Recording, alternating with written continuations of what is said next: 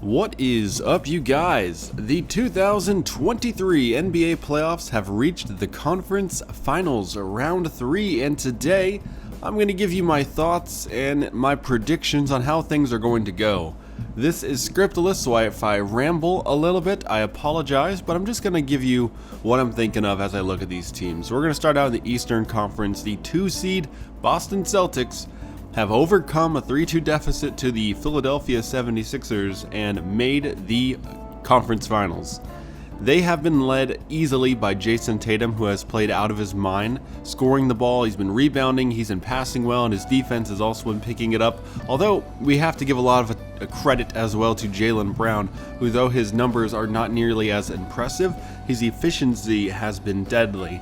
And if it weren't for him, they wouldn't be this far as well. These two guys have combined to average, 52-ish points per game? That's a lot of scoring for just two guys, two pretty young guys, 24 and 26. The Heat, they are a good defensive team, but I don't know what you're going to do about these two. Yes, Jimmy Butler is going to be a problem for somebody every single possession, but there's two deadly scorers on the Celtics team that have to be accounted for.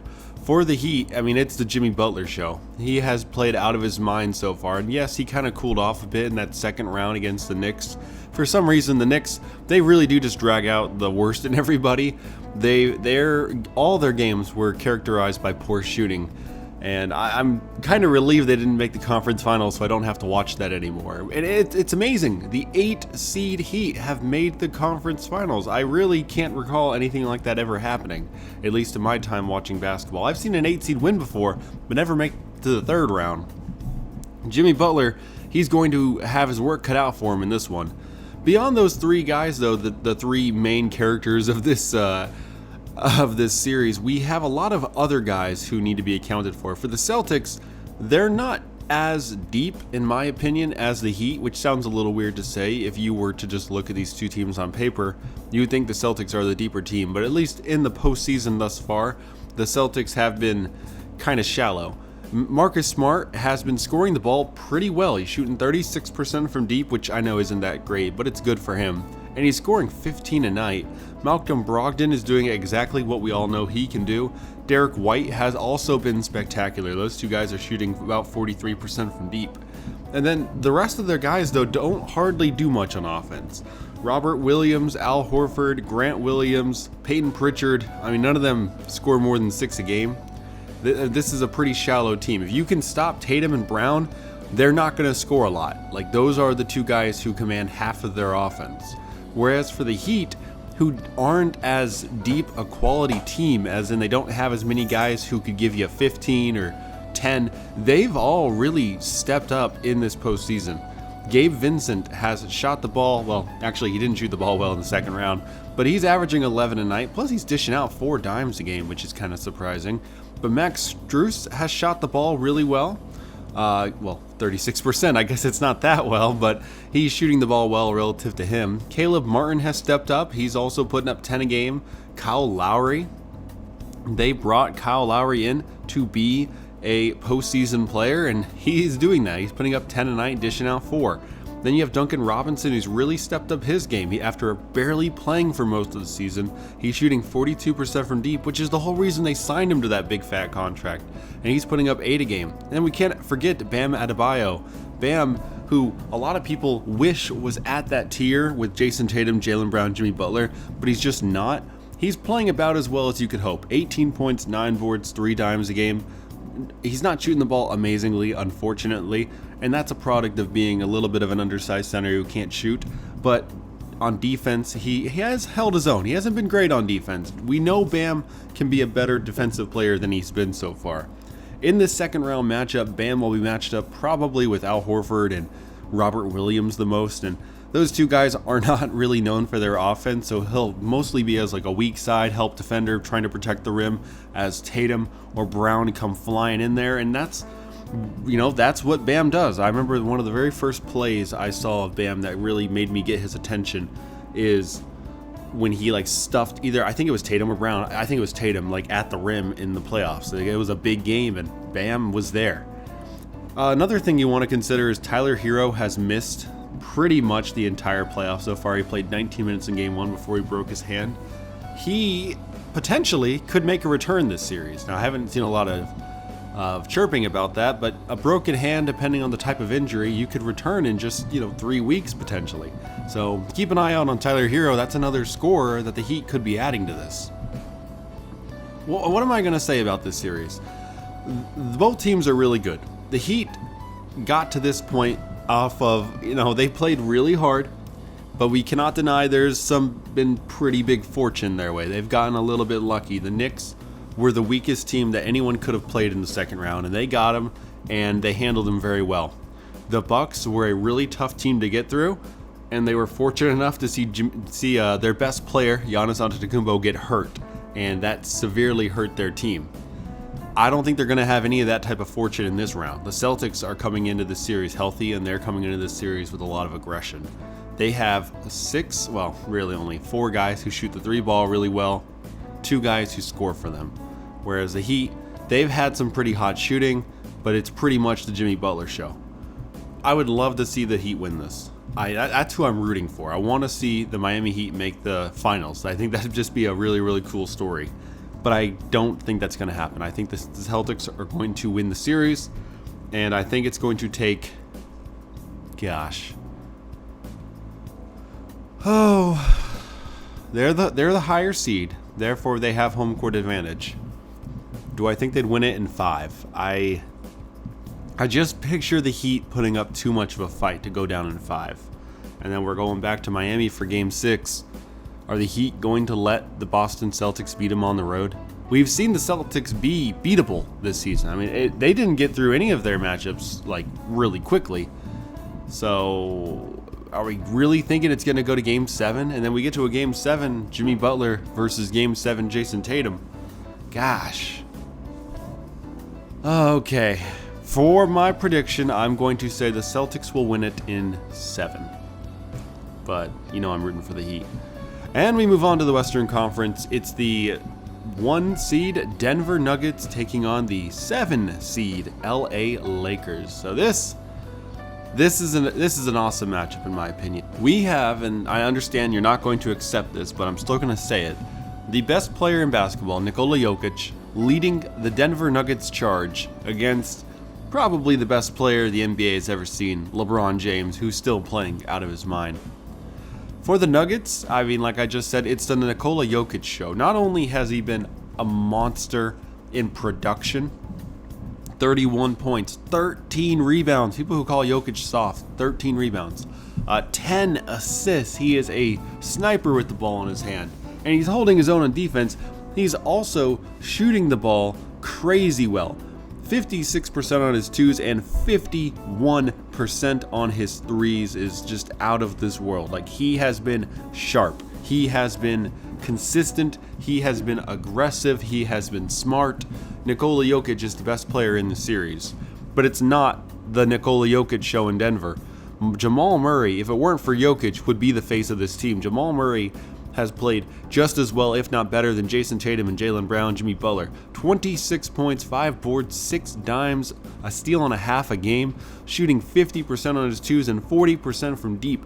Jamal Murray has been an absolute monster. It's a darn shame he doesn't get talked about more because he is at the level of Brown and Tatum. He just doesn't get the attention because he plays for the Denver Nuggets. And then you got Michael Porter Jr., who is not nearly as productive as either of those 2 guys ahead of him, but he's a sharpshooter. 14 points, and he also rebounds a little bit, 7 a game.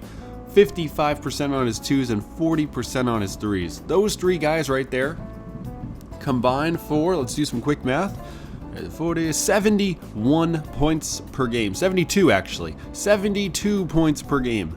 That is just monstrous production, and they're not alone. Aaron Gordon is an efficient scorer, putting up 13 a night. And then they got Bruce Brown, who actually hasn't shot the ball too well from deep, but he's making his 2s, 12 a night. And then you got KCP putting up 11 a game. That is their main guys. Those 6 guys are the people responsible for their scoring. They do play Jeff Green and Christian Brown a little bit, and those 2 aren't terrible on the defensive end. But the Nuggets are they're awesome. They have 6 good players and 2 extra dudes. Then we move on to the Lakers. The Lakers are a very unique team, as they have not been playing together very long. Yes, I get it. LeBron's been around. Anthony Davis has been around. Austin Reeves has been around. But after that, a lot of this rotation are dudes who joined the team at the trade deadline.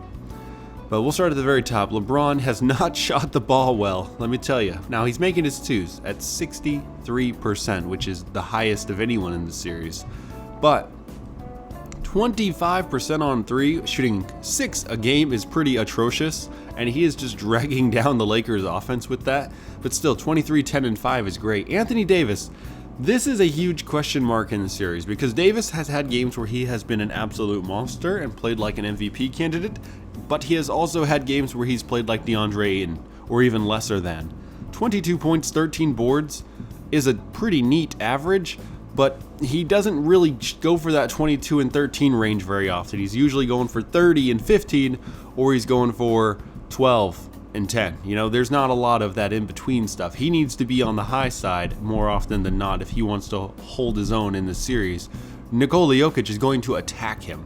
You know, the Lakers might be forced to play an actual center. And I say actual center as if Anthony Davis is not a center. Anthony Davis is a center, but when the going gets tough and there's some bruising going on, he doesn't want to be the center. So they might be forced to put in guys like Wenyen Gabriel or even Tristan Thompson in the game, that's not a good idea. But I don't know what else they're going to do. I guess Mo Bamba's down there. They don't have a lot of other options to try to be a big body. But those two guys are responsible for 45 points a game. Then you got Austin Reeves, who has just really blossomed as a great player. He's a point guard, but he doesn't really get to play the point guard role a ton because he's surrounded by guys like LeBron and D'Angelo Russell. But he's putting up 16 a night and he's dishing out 4 dimes a game. And he's shooting the ball really, really well. He's the best shooter on this team, and Austin Reeves is not just a three-point specialist. He is a basketball player, which is really cool to see. D'Angelo Russell likes to pride himself in his three-point shooting, and he's below average at it.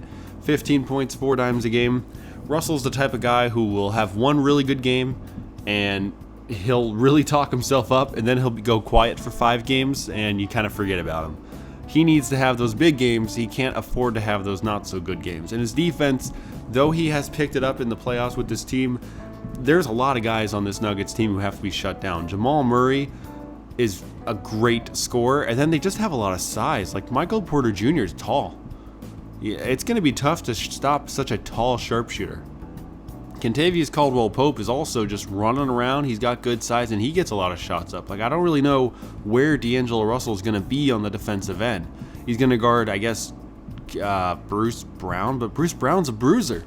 Russell can't handle that. So, and not like Austin Reeves is a good defender either. Both those guys kind of are lacking on the defensive end. Not by effort, but just by the fact that they're just not physically gifted enough to stay in front of certain people. That's going to be an issue. I think Denver's going to score a lot of points. Yes, LeBron and Davis can play good defense, but after that, it kind of falls off. Because Rui Hachimura, who has been phenomenal, he has played so well in this postseason. He's had his games where he barely does anything. But as a whole, he's averaging double digits and he's shooting the ball crazy efficiently. 54% from deep, which is just out of this world. But again, he's not a good defensive player. He's not. So what are you going to do about that? Who is he going to guard? I guess you're going to stick him on Michael Porter Jr. if they happen to be on the court at the same time, but what's Rui going to do to him? Dennis Schroeder. I like Dennis Schroeder, but he's not necessarily a great defensive player either. Lonnie Walker, not a great defensive player. Jared Vanderbilt is a pretty good defensive player, but he's such a negative on the offensive end. I mean, he shoots 3 balls as well as LeBron, and he is a shooting guard, so what does he have to offer? And then they have a bunch of other dudes who just don't play. Like, this Lakers team, they have good offense. They have really, really good offense. And they have LeBron and Anthony Davis. Those are 2 guys who could just carry a team to victory. But I just worry about their defense. I really, really do. Plus, we've seen it before. The Lakers take games off. If they win one of the first 2 in Denver, they are going to just throw the other one away. They have this mentality where they have no expectation to win more than one road game. After they've won their one road game, they really kind of take their foot off the gas, and that's not going to fly with the Denver Nuggets. First of all, the Nuggets are playing in Denver, which is a really tough place to play as a road team. So they might not get either of these first 2 games. And now you're going back to LA down 0-2. all of a sudden Game 3 becomes an absolute must win. And you know, I don't think the defense is going to be there. Like, I think the Nuggets, I think Nikola Jokic is just going to destroy them. This is a bit of an odd thing to say, but I think the Nuggets are going to win this series pretty quickly. I'm going to give the Lakers a win because Anthony Davis and LeBron surely will have a big game, and those shooters around them will surely get hot. I could see Rui getting hot, Russell getting hot, Reeves getting hot, Lonnie Walker coming off the bench and hitting some, and then just LeBron and Davis going for 30 plus each. Like, that's going to be the ingredients to a Lakers win, but that's not happening multiple times in this series. I have the Nuggets winning in 5.